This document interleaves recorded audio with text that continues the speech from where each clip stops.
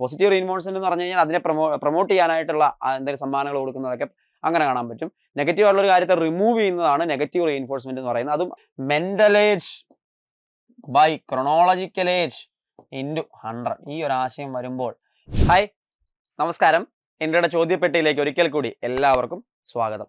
അപ്പോൾ ചോദ്യപ്പെട്ടിയുടെ മറ്റൊരു പാർട്ട് നമ്മൾ ഇന്ന് ഡിസ്കസ് ചെയ്യുകയാണ്. കഴിഞ്ഞ ഒരു ക്ലാസ്സിൽ ഡിസ്കസ് ചെയ്തിട്ടുള്ള UPSCയുടെ ക്വസ്റ്റ്യൻ പേപ്പറിലെ 10 ചോദ്യങ്ങൾ, അതിൻ്റെ കണ്ടിന്യൂഷൻ ആയിട്ടുള്ള 10 ചോദ്യങ്ങളാണ് ഇന്ന് ഡിസ്കസ് ചെയ്യാനായിട്ട് പോകുന്നത്. അപ്പോൾ കൂടുതൽ ഇൻട്രൊഡക്ഷൻസിന് ഒന്നും ആവശ്യമില്ല, നിങ്ങൾ കണ്ടുവരുന്നുണ്ട്, നല്ല രീതിയിൽ തന്നെ മുമ്പോട്ട് പോകുന്നുണ്ടെന്ന് പ്രതീക്ഷിക്കുകയാണ്, ഇത് യൂസ്ഫുൾ ആവുന്നുണ്ടെന്ന് പ്രതീക്ഷിക്കുകയാണ്.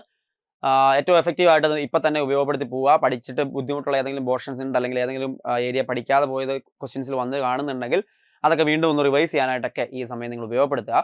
സോ ആദ്യത്തെ ചോദ്യത്തിലേക്ക് പോവാം. ഇവിടെ ഒന്നാമത്തെ ചോദ്യം ഏതാണ്? ക്ലാസ് ചുമരുകൾ വൃത്തികേടാക്കിയ കുട്ടികളെ അവ വെള്ളപൂശി മനോഹരമാക്കാനുള്ള ചുമതല ഏൽപ്പിച്ചു. പിന്നീട് ഒരിക്കലും അവർ ചുമരുകൾ വൃത്തികേടാക്കില്ല എന്ന് മാത്രമല്ല, വൃത്തികേടാക്കുന്നവരെ പിന്തിരിപ്പിക്കുകയും ചെയ്യുന്നു. ഇവിടെ ഏത് സമായോജന തന്ത്രമാണ്, ഡിഫൻസ് മെക്കാനിസമാണ് അധ്യാപിക ഉപയോഗിച്ചത്? ദമനം, പ്രൊജക്ഷൻ, യുക്തീകരണം, ഉദാത്തീകരണം. ഒന്ന് ആലോചിച്ചിട്ട് ഡിഫൻസ് മെക്കാനിസം ഓൾറെഡി നമ്മൾ പലയിടത്തായിട്ട് പറഞ്ഞിട്ടുണ്ട്.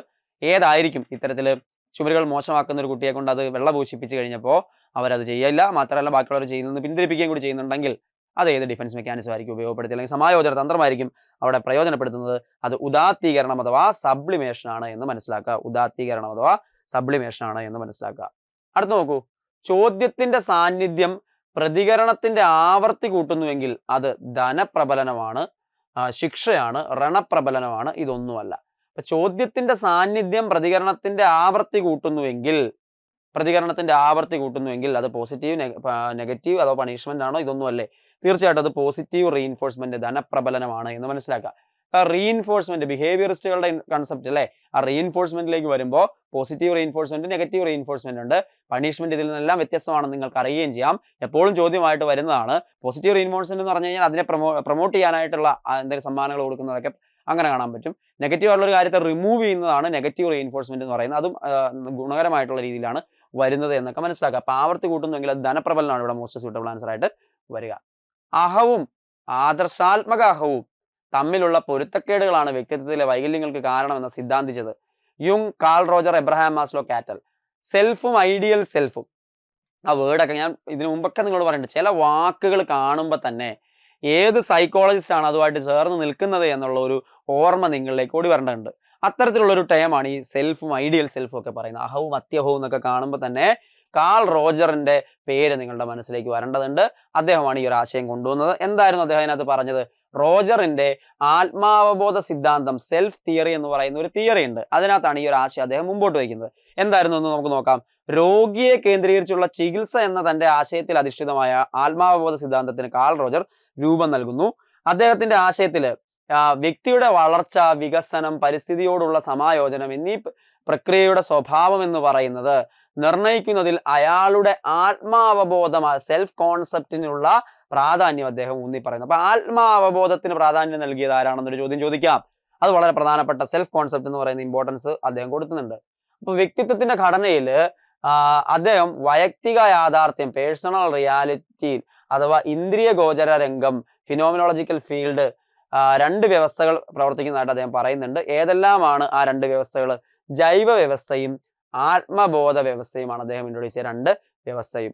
അത് കൂടാതെ അദ്ദേഹം പറയുന്നുണ്ട്, ഈ ജൈവ വ്യവസ്ഥ എന്താണ്? ഇത് വ്യക്തിയുടെ ബോധപൂർവവും അബോധപൂർവമായ വ്യവഹാരങ്ങളുടെ ആകത്തുകയാണ്. അപ്പം വ്യക്തിയുടെ ബോധപൂർവവും അബോധപൂർവമായ ആകത്തുകയെ ഇദ്ദേഹം പറഞ്ഞിരിക്കുന്ന ഏത് പേരിലാണ് എന്നുള്ളൊരു ചോദ്യം നമുക്ക് ഇനി പ്രതീക്ഷിക്കാവുന്നതാണ്. അത് ജൈവ വ്യവസ്ഥയാണ് എന്ന് മനസ്സിലാക്കുക. ഇനി ആത്മാവബോധം എന്ന് പറയുമ്പോൾ, ദ സെൽഫ് എന്ന് പറയുമ്പോൾ അനുഭവങ്ങളുടെ സ്വീകൃതമാക്കി കഴിഞ്ഞ ബോധാംശമാണ്. മറ്റൊരു രീതിയിൽ പറഞ്ഞാൽ ആത്മാവബോധം എന്നത് വ്യക്തി തന്നെപ്പറ്റി തന്നെ ആവിഷ്കരിച്ച ധാരണയാണ്. അപ്പൊ എനിക്ക് എന്നെ കുറിച്ചുള്ള ധാരണയാണ് എൻ്റെ ആത്മാവബോധം എന്ന് പറയുന്ന ആശയം. അപ്പൊ അത് ചോദ്യമായിട്ട് ആ ടൈം പഠിച്ചു വെക്കണം, ചോദിക്കാവുന്നതാണ്. ഇത് കൂടാതെ മൂന്നാമതൊരു സാധനം അദ്ദേഹം ഇൻട്രൊഡ്യൂസ് ചെയ്യുന്നതാണ് ആദർശാത്മകമായ ആത്മാവബോധം, the ideal self. Ideal self എന്ന് പറഞ്ഞാൽ ഇപ്പൊ നേരത്തെ പറഞ്ഞല്ലോ, എനിക്ക് എന്നെ കുറിച്ചുള്ള ധാരണയാണ്, ഞാൻ എന്താവണമെന്ന് എനിക്ക്, അതിപ്പം നിലവിൽ ഞാനതല്ല, എന്നാൽ ഞാൻ ആരാവണമെന്നൊക്കെയുള്ള എൻ്റെ ധാരണയാണ്. അതാണ് ദ ഐഡിയൽ സെൽഫ് എന്നൊക്കെ പറയുന്നത്. ജൈവ പ്രതിഭാസത്തിനും ആത്മാവബോധത്തിനും പുറമെ ആദർശാത്മകമായ ആത്മാവബോധവും പരിഗണിക്കേണ്ടതുണ്ട്. താൻ ഏതു തരത്തിലാകണമെന്നാണോ വ്യക്തി ആഗ്രഹിക്കുന്നത്, അതാണ് ആദർശാത്മകമായ ആത്മാവബോധം എന്ന ആശയമായിട്ട് അദ്ദേഹം ഇൻട്രൊഡ്യൂസ് ചെയ്തിരിക്കുന്നത്. ഇതാണ് അദ്ദേഹം കൊണ്ടുവന്ന കൺസെപ്റ്റ്. ചോദ്യമായിട്ട് ഇനിയും ചോദിക്കാവുന്ന ഒരു മേഖലയാണ് എന്ന് മനസ്സിലാക്കുക. കണ്ടെത്തൽ പഠനം താഴെ പറയുന്നവയിൽ ആരുടെ സംഭാവനയാണ്? കണ്ടെത്തൽ പഠനം, ഡിസ്കവറി ലേണിംഗ്. ഒരിക്കൽ കൂടി ഓർമ്മിപ്പിക്കുന്നു, ചില ടേമുകൾ കാണുമ്പോൾ, ചാക്രികാരോഹണം, ഇതൊക്കെ ടേമുകൾ കാണുമ്പോൾ ഒരു വ്യക്തിയുടെ പേര് നിങ്ങളുടെ മനസ്സിൽ വരണം. അത് ആൽപോർട്ടാണോ, പിയാഷയാണോ, ബ്രൂണറാണോ, ആൽബർട്ട് ബെന്തൂരയാണോ? ആരാണ്? അത് ജെറോം എസ് ബ്രൂണറാണ്. കണ്ടെത്തൽ പഠനം, ഡിസ്കവറി ലേണിംഗ് ഇമ്പോർട്ടൻസ് ഉള്ളൊരു ഏരിയ ആണ്. ഇതിനു മുമ്പ് ചോദ്യം കണ്ടിട്ടുണ്ട്. ഇതേ ചോദ്യം തന്നെ പ്രീവിയസ് ഇയർ ക്വസ്റ്റ്യൻ പേപ്പറിൽ ഓൾറെഡി പലയിടത്തായിട്ട് ഡിസ്കസ് ചെയ്തിട്ടുണ്ട്. സോ ഇമ്പോർട്ടൻസ് കൊടുക്കേണ്ട ഭാഗമാണ്. കൂട്ടത്തിൽ പെടാത്തത് ഏത്? വികാസത്തിന്റെ സമീപസ്ഥ മണ്ഡലം, സഹവർത്തിത പഠനം, സ്കഫോൾഡിംഗ്, നിരീക്ഷണ പഠനം. കൂട്ടത്തിൽ പെടാത്ത ഒരാളവിടെ കിടപ്പുണ്ട്. ഇപ്പോൾ വൈഗോസ്കിയുടെ തിയറിയിൽ നിന്ന് ചോദ്യം എത്രയോ തവണ ചോദിക്കുന്നുണ്ട്. അതിന്റെ ഭാഗമായിട്ട് തന്നെ നമുക്ക് ZPD, zone of proximal development, വികാസത്തിന്റെ സമീപസ്ഥ മണ്ഡലം, സഹവർത്തിത പഠനം അതിനെ സഹായിക്കുന്നുണ്ട്. അതിനെ സഹായിക്കുന്നതാണ് സ്കഫോൾഡിംഗ് അഥവാ കൈത്താങ്. പക്ഷെ നിരീക്ഷണ പഠനം ആ തിയറിയുടെ ഭാഗമായിട്ട് വരുന്നതല്ല. ഇവിടെ കൂട്ടത്തിൽപ്പെടാത്ത നിരീക്ഷണ പഠനമാണ്. ഓപ്ഷൻ ഡി ആണ് ശരിയായിട്ടുള്ള ആൻസർ എന്ന് പറയുന്നത്. അടുത്ത ചോദ്യത്തിലേക്ക് പോവാം. പരിക്രമീകൃത ബോധനം, പ്രോഗ്രാംഡ് ഇൻസ്ട്രക്ഷൻ രൂപപ്പെടുത്തിയത് ഏത് പഠന സിദ്ധാന്തത്തെ അടിസ്ഥാനപ്പെടുത്തിയാണ്? പ്രോഗ്രാംഡ് ഇൻസ്ട്രക്ഷൻ എന്നൊക്കെ പറയുമ്പോൾ വീണ്ടും ഒരു വ്യക്തിയുടെ പേര് നിങ്ങളുടെ മനസ്സിലേക്ക് വരണം. ആ ആളുടെ കോൺട്രിബ്യൂഷൻസ് വരണം. DLD-ന്റെ ടെക്സ്റ്റ് ബുക്കിൽ പോയിന്റ് ബൈ പോയിന്റ് ആയിട്ട് അത് കൊടുത്തിട്ടുണ്ട്. അതിൽ നിന്നാണ് ഈ ചോദ്യം വന്നിരിക്കുന്നത്. സംബന്ധവാദം, ഒപ്പാരൻ കണ്ടീഷനിങ്, അനുബന്ധനം, സൂചനാ പഠനം. പരിക്രമീകൃത ബോധനം അഥവാ പ്രോഗ്രാംഡ് ഇൻസ്ട്രക്ഷൻ എന്ന് പറയുന്നത് ഏതുമായിട്ട് ബന്ധപ്പെട്ടതാണ്? ഒപ്പാരൻ കണ്ടീഷനിങ്ങുമായിട്ട് ബന്ധപ്പെട്ടതാണ്. ഒപ്പാരൻ കണ്ടീഷനിങ് ഉണ്ട്, അതേപോലെ തന്നെ നമ്മൾ 2 കണ്ടീഷനിങ് പഠിക്കുന്നുണ്ട്. അതിൽ ഒപ്പാരൻ കണ്ടീഷനിങ് എന്ന് പറയുന്നത് സ്കിന്നറുടെ കൺസെപ്റ്റ് ആണ്. സ്കിന്നറുടെ കൺസെപ്റ്റിന്റെ ക്ലാസ് റൂം പ്രസക്തി എന്ന് പറഞ്ഞിട്ട് DLD ടെക്സ്റ്റ് ബുക്കിൽ പോയിന്റ്സ് ഉണ്ട്. ആ പോയിന്റിൽ ഒരെണ്ണമാണ് ഇപ്പോൾ ചോദ്യമായിട്ട് കണ്ടത്. ഇതിൽ ഏത് വേണമെങ്കിലും ചോദിക്കാവുന്നതാണ്. അതായത് പഠന പ്രക്രിയയും പരിസ്ഥിതിയും പഠിതാവിന് ഏറ്റവും കുറച്ച് നിരാശാബോധവും ഏറ്റവും അധികം സംതൃപ്തിയും നൽകത്തക്കവണ്ണം പഠനത്തെ പ്രബലനം ചെയ്യണം. പ്രബലനം എന്ന ആശയത്തിന് ഊന്നൽ നൽകുന്നത് ആര്? ചോദ്യമായിട്ട് വരാം. ലക്ഷ്യമാക്കുന്ന വ്യവഹാരം സമ്മാനിതമാകുന്നതിനനുസരിച്ച് ആ വ്യവഹാരത്തിന്റെ ആവൃത്തി ഉയരും. ഈ പ്രക്രിയ തുടരുക വഴി നിശ്ചിത വ്യവഹാരം കാര്യക്ഷമമായും ആഴത്തിലും ആർജിക്കാൻ പഠിതാവിനെ സഹായിക്കും. ഇതൊക്കെ അവിടെ പറയുന്നുണ്ട്. പഠിതാക്കളിൽ അഭിപ്രേരണ ജനിപ്പിക്കാൻ പ്രശംസ, ഗ്രേഡ്, മെഡലുകൾ, സമ്മാനങ്ങൾ തുടങ്ങിയ പ്രബലനങ്ങൾ വഴി സാധ്യമാണ്. അപ്പൊ പ്രബലനങ്ങളിൽ വരുന്നത് ഏതൊക്കെ? ചോദ്യമായിട്ട് വീണ്ടും ചോദിക്കാവുന്ന ഒരു സാധനമാണ്. ഉടനടിയുള്ള പ്രബലനം എന്ന തത്വം ക്ലാസ് മുറിയിൽ പ്രയോഗിക്കണം.